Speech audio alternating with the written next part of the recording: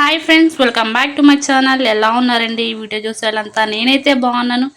మీరు బాగుండాలైతే మనస్ఫూర్తిగా కోరుకుంటున్నాను. ఈరోజు బ్లాగ్ వచ్చేసి ఎగ్ బెండకాయ అనమాట. ఎగ్స్ ఉడకబెట్టి కాదు, మనం ఫ్రై చేసుకోవడం ఎలా ఉంటుంది అనేది ఈ బ్లాగ్లో ఉంటుంది. స్కిప్ చేయకుండా లాస్ట్ వరకు చూడండి. ఇది సింపుల్గా అయిపోతుంది. పిల్లలు చాలా ఇష్టంగా తినొచ్చు. పిల్లలు ఎగ్స్ తినని వాళ్ళు ఉంటారు కదా, ఇలా బెండకాయ ఎగ్ రెండు కలిపి చేస్తే పిల్లలు ఎంతో ఇష్టంగా అయితే తింటారు. సింపుల్గా అయిపోతుంది.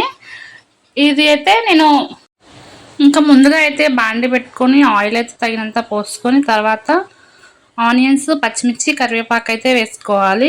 అవి మూడు ఫ్రై అయిన తర్వాత పోపు దినుసులు ఉంటాయి కదా, ఆవాలు, పచ్చిశనగపప్పు, జీలకర్ర, ఇంకా పెసరపప్పు అలాంటివి, ఇంకా మీరు ఎండుమిర్చి అలాంటివి ఉంటే ఆ పోపు దినుసులు కూడా వేసుకుని మంచిగా కలర్ చేంజ్ అయ్యే వరకు అయితే చేసుకోవచ్చు. ఇది మనకి 4-5 మినిట్స్లో అయిపోతుంది. త్వరగా అయిపోతుంది. పిల్లలకి లంచ్ బాక్స్లోకి చాలా ఇష్టంగా తింటారు. ఇంకా మనకు త్వరగా కూడా అయిపోతుంది.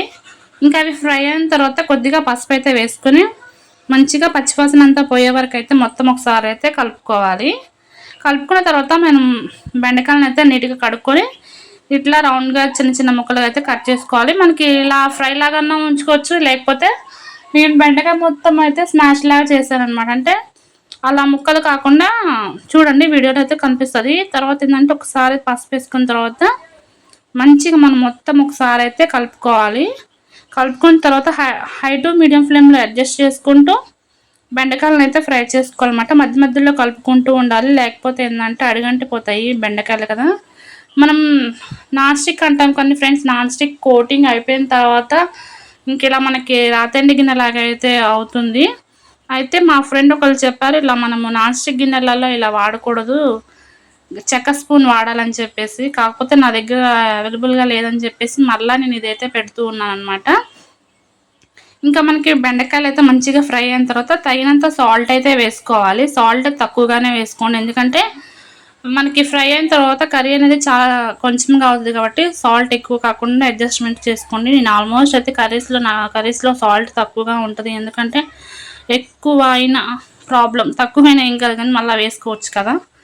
ఇంకా సాల్ట్ అయితే వేసుకున్న తర్వాత మంచిగా ఒకసారి అయితే కలుపుకోవాలి. కలుపుకున్న తర్వాత ఆ పీసెస్ ఉంటాయి కదా, నేను చిన్న చిన్న పీసెస్గా చేసుకుంటున్నాను, ఎందుకంటే మన ప్రాసెస్ అనేది ఇక్కడ నుంచే స్టార్ట్ అవుతుంది.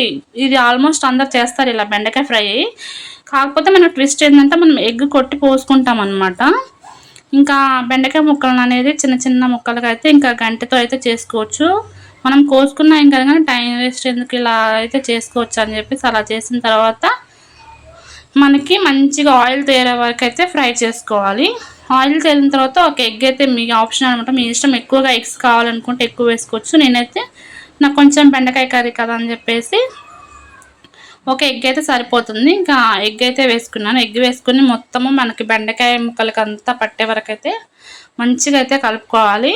కలుపుకొని ఒక 2-3 మినిట్స్ అయితే, ఇంకా సెకండ్స్ ఆర్ మినిట్స్ కానీ మీడియం ఫ్లేమ్లో పెట్టుకొని మంచిగా అవి ఫ్రై అవనివ్వాలంట. ఉప్పు సాల్ట్ అనేది మంచిగా మనకి పట్టాలన్నమాట ఆ ఎగ్కి అనేది. కలుపుకున్న తర్వాత ఇంకా కారం వేసుకోవడమే అబ్బా. కారం వేసుకొని మళ్ళా 2 మినిట్స్ అయితే ఉంచుకొని ఇంకా మనం కర్రీ అయితే సర్వ్ చేసుకోవడం అనమాట. చాలా టేస్ట్గా ఉంటుంది. ఒకసారి అయితే ఇలా ట్రై చేయండి. ఎవరైనా ఇదే ఫస్ట్ టైమా లేకపోతే ఆల్రెడీ చేశారా, ఇంకా బెండకాయతో ఏమన్నా వెరైటీగా చేయొచ్చా అనేది కూడా ఖచ్చితంగా అయితే కామెంట్ చేయండి. ఇంక ఇది కూర మాత్రం నాకు చాలా మంచిగా వచ్చింది. మీరు కూడా ఒకసారి ఇలా ట్రై చేసి మీకు ఎలా వచ్చిందో ఖచ్చితంగా కామెంట్ సెక్షన్లో అయితే కామెంట్ చేయండి అబ్బా.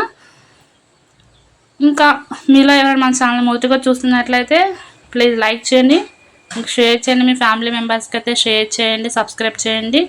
ఇంతవరకు నన్ను సపోర్ట్ చేసిన ప్రతి ఒక్క సబ్స్క్రైబర్స్కి పేరు పేరున థ్యాంక్ యూ అనమాట. ఈ కర్రీ వచ్చేసి చపాతీ, రోటీ, రైస్లోకి అయితే చాలా అంటే చాలా బాగుంటుంది. మనము ఇంకా చికెన్ తినని వాళ్ళకి ఇలా వెజ్ పలావ్లో అయితే చాలా టేస్ట్ అయితే బాగుంటుంది. ఒకసారి ఇలా ట్రై చేయండి.